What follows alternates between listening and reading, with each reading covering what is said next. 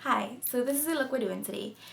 There is no we, it's just me. So this is the look that I'm doing today, or did already today, tonight, rambling. It's a glitter cut crease. This is the tutorial. The tutorial I didn't come out as great as the off-camera eye, but you'll get the idea.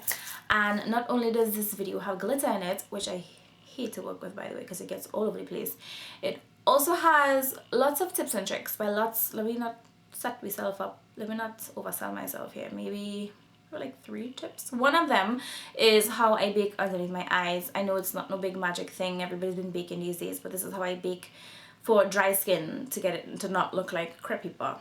So if you want to see what that's about, you have to watch the video. I'm also trying out this new product from Marc Jacobs. It's called a cover stick. The T is in parentheses. I'm guessing it's covert stick. He's always doing these play on words and stuff. But anyways, it's a color corrector. Color correcting is really big this season, makeup season, and it's like a marbleized sort of orangey color corrector. It's supposed to help with hyperpigmentation and acne scars and brightening underneath the eyes. So that's it. If you want to see all that fun stuff I just talked about and see me get glitter all over my beauty blender, I don't know how I'm going to clean that up. Keep watching. So first I'm taking a little bit of Too Faced eyeshadow insurance and I'm putting that all over my lids as well as underneath right there because I'm going to be putting concealer and that helps my concealer stay in place. I also take the residual and pass it through my brows. I'm going to take Anastasia's Brow Wiz pencil in Granite, brush all the hair up as you saw me do, and I'm going to focus on the bottom, kind of outlining it. I have fairly thick brows, so I don't really have to fill in the inside, but my edges just get a little wayward from time to time.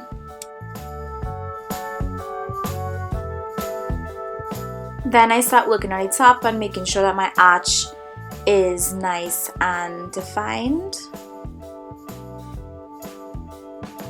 Then I go to the head of the brow and I use upward brush strokes, and then I brush it out with the other end just to soften all the harsh edges.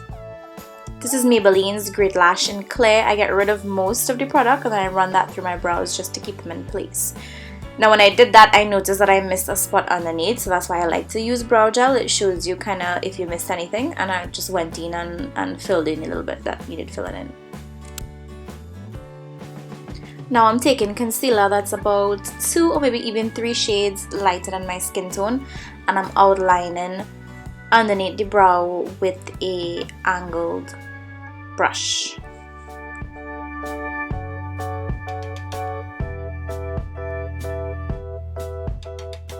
Then I'm taking this fancy Sigma brush. I think they call it a 3D brush. I can't even remember, but I'm using that to just blend it out.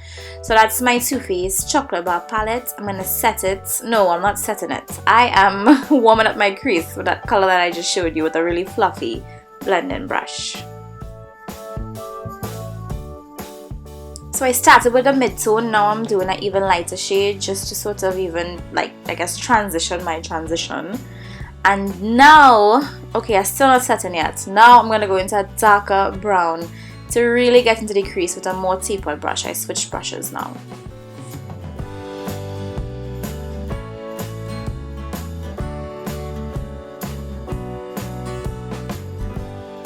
Now I'm going into the darkest brown and carving out that crease even more with a tapered, small, pointed crease brush. This one is Louise Young, and then I switch back to the fluffy one just to make sure everything is nice and blended. Okay, I'm pretty sure I set my brow bone with that light vanilla color from the palette and I just got cut out from the video, which is the reason why I kept saying, no, I'm going to set, no, I already set it. This is a palette from Marc Jacobs. It's called Starlight. A lie, it's called Starlet, and I'm taking that first taupey looking color, putting that on the beginning of the eye. And then I'm taking a brown bronzy color and putting that on the rest of the eye, blending it with the taupey color. Tip and trick number 1, I'm probably going to number these and forget the numbers. But just use one shade of brush, right? Put one color on one end, flip it over and put the other color on the other end so you don't have to use too many brushes. That's me using the copper color and putting that in the middle to kind of transition those two colors together. And that was Colourpop's black eyeshadow. And I'm taking that on the Louise Young, no, this is a different brush, but basically a small tapered brush and putting that in the outer corner.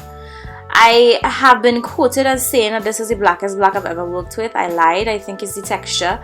If you stick your finger in it, you get crazy pigmentation, but when you use it with a brush, it's not as pigmented as, say, Urban Decay's Blackout. So this is me switching to a pencil brush with the same black in order to kind of get more concentration of the black. I'm just taking this purpley color from a Wet n Wild palette I have and just running that through all my crease work just to sort of give it a little dimension, add a little, you know, mixed up a little bit, put a little purple in there. You're not really going to see much of it, but it photographs really nicely, I think, I hope.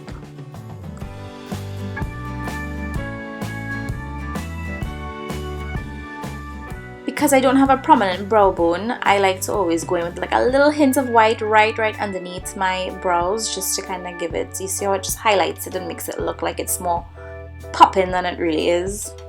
This is something that I'm sure does not exist anymore. This is the eyeliner from Avon that I have had for so long that I probably should throw it away, and I'm surprised that the tip has not deteriorated because that's how long I've had it.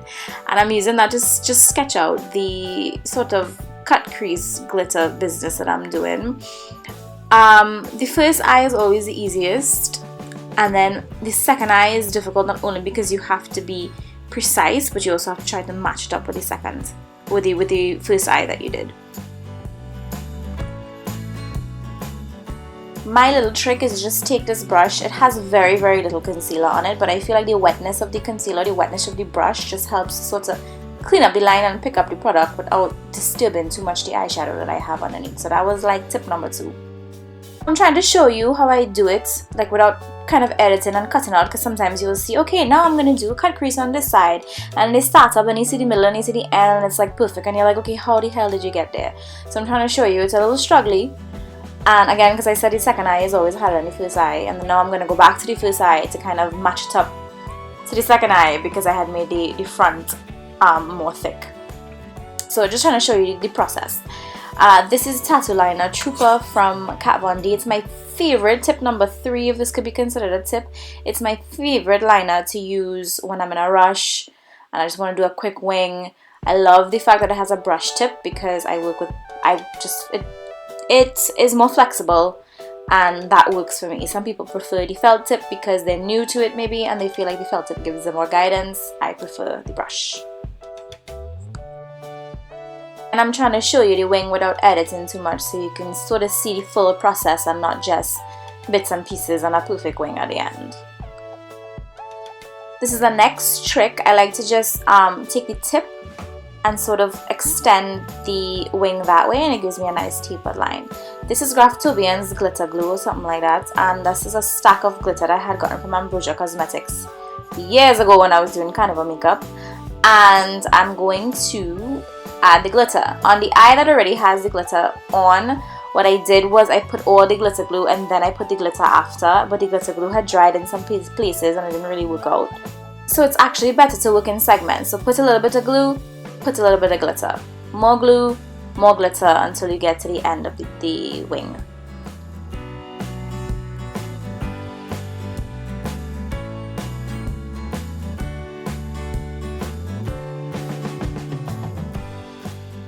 Now I'm taking a clean spoolie to just clean up the glitter line if the glitter got in places I didn't want it to go. By the way, a spoolie is like the quickest, easiest way to remove unwanted glitter from your face, because tape is going to remove the makeup. You don't want to do that. A brush doesn't really do it, so a spoolie helps. This is the covert stick I was talking about in my intro, so I'm going to use it on my chin. It was softer than I anticipated, so that's why I got a little bit too much in that corner there. And then I'm also going to do it underneath my eyes.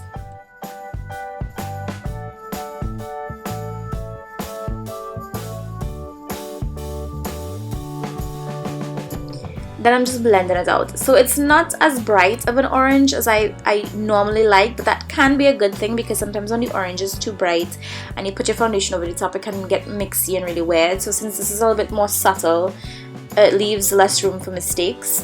But I will tell you, it's highly fragranced. Like, I put it on and you can just smell the fragrance that's in there. So I mix these two foundations together. That's NARS Luminous All Day with mine in the color Syracuse and NARS Sheer Glow in the color Tahoe. And I put this everywhere on my face except for underneath my eyes, because that's where I let concealer do its thing. I use the All Day Luminous for the coverage, because it has really good coverage, and I use the Share Glow for the kind of dewiness that it gives me, as well as like I'm just kind of in between those shades. At any given time I tend to be one or the other on the spectrum, so I have the two so I can mix accordingly.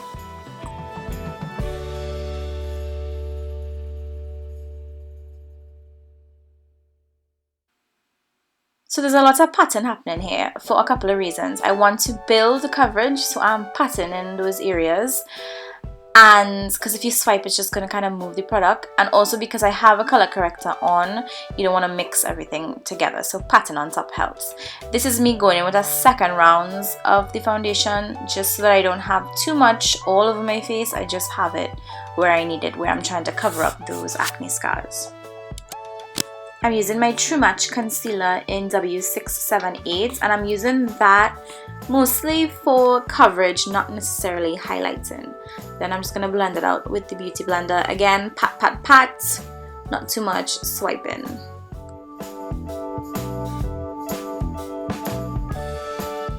This is my NARS concealer in Ginger, and I'm going to be using this for highlighting. I barely have any because I've had it for a while, and it's running out, and I'm really considering whether I should buy it, repurchase it or not. I don't think second rounds I'm gonna go for. I think I'm just gonna get another Sephora concealer, just in a brighter color, because it's more affordable, it's comparable, and it works for my dry skin. I hear if you have oily skin you might not like the Sephora one because it's a bit too dewy, but I'm dry, so it works for me. And again, it's cheaper, so probably gonna do that next time.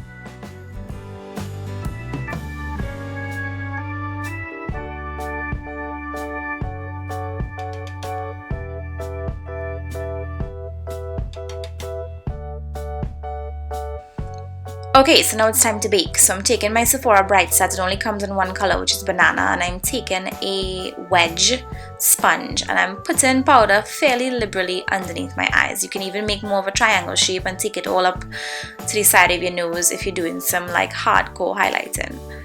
But this is as far as I'm going to take it today. Then I'm leaving that to bake and marinate and do its thing while I do the rest of my eyes. So I'm going to tight line top, I'm going to do the bottom as well, and this is the Marc Jacobs gel liner in Blacker. I'm going to smudge that out with the black I was using from Colourpop, and I'm also going to just kind of fade out all the colors using the same browns that I used from the Chocolate Bar palette. I don't think I showed this in the tutorial, just to transition it a little better underneath and wrap around the colors fully. I'm going to dust off the extra powder. You can leave it to bake a little bit longer if you want, like do the rest of your face, but I'm going to brush it off now. And I'm going to take that same wedge sponge in the beginning and put my setting spray on it. I use the Makeup Forever one and use that to set the area. That really kind of rehydrates it, sets it, and gets rid of that crepe paper look.